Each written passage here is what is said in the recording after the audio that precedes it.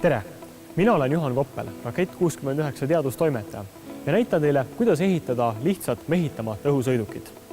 Minu ülesanne on saada teada, mitu krunti selle barjääri taga asuvast maa-alast on põllumaad, ehk siis mul tuleb teha sellest alast aerofoto. Selleks olen ma ehitanud mootoriga varustatud, heeliumõhupallide poolt kantud kaamera. Ja selle sõiduki juures on oluline see, et siin on korralik bambustikkudest raam, ehk siis kogu see sõiduk ei ole vedel. See võimaldab manööverdamise ning tagab stabiilsuse sellele kaameramoodulile. Kui see oleks lihtsalt üks kimp õhupalle, mis nööri otsas hoiaksid kaamerat, siis see kaamera käiks seal all edasi-tagasi ning näiteks mootoril gaasi andmisel hakkaks see lihtsalt ringe tegema või vänderdama. Selle õhulaeva külge on seotud ka üks nöör, mis takistab seda seadet liiga kõrgele lendamast, sest muidu ei saa seda enam laest kätte.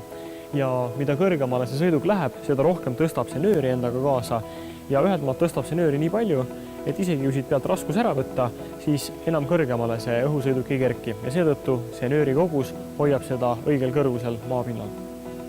Selle õhulaeva juhtimiseks on mul kasutada mobiilirakendus, mille abil saan juhtida seda, kui kiiresti töötab mootor ning mis suunas see sõiduk ennast parasjagu tüürib. Viimase asjana lülitan kaamera lindistama, suunan meie õhulaeva õigesse suunda ning annan gaasi. Ja meie õhulaev lendabki oma sihtmärgi poole, et teha aerovideo sellest krundist, mis meid huvitab. Nüüd teostan luurelennu üle uuritava krundi ning kui vajalikud luureandmed on kogutud, pöörame tagasi koju.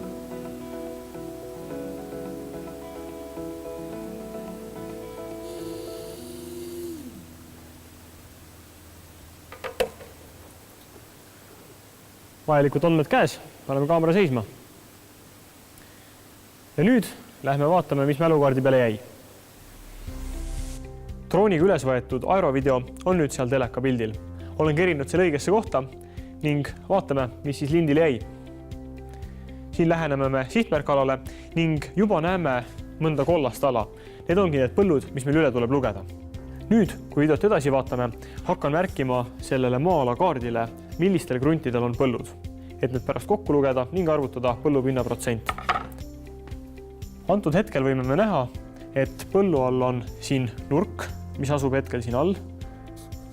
Tähistame selle P-tähega ning põllud on ka kõik see ala, mis siin on. Võime igaks juhuks seda videot kerida, et veenduda, kas seal tõesti on kõik krundid põllu all.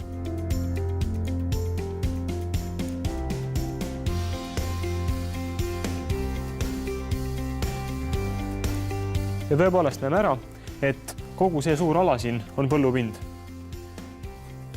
Antud kaardi peal on tegemist siis selle piirkonnaga. Ja need on kõik põllud.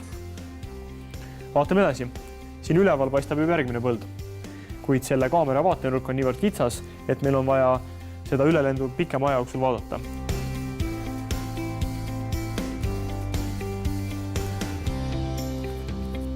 Põllupinna all on ka terve säärmine pikk rida. Antud joonisel on tegemist selle 5-krundilise piirkonnaga. Ning põllupind on ka kogu see keskmine ala. Ehk siis need krundid on põlluga kaetud.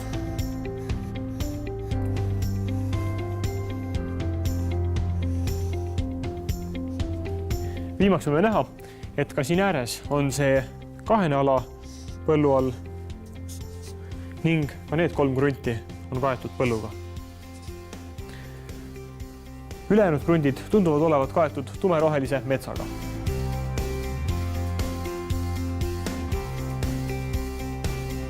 Ja tõepoolest, kõik need ülemised krundid siin on metsal. Seega oleme nüüd kindlaks teinud, millistel kruntidel on põld ja millistel mitte. Sellel maa-alal, kus on kokku 50 krunti, on põldusid 31 tükki. Leiame, et põldusid on protsentuaalselt 62% kõigist kruntidest ning see on õige vastus. Ja täpselt nii lihtne ongi ise mehitamata õhuseire sõidukit ehitada.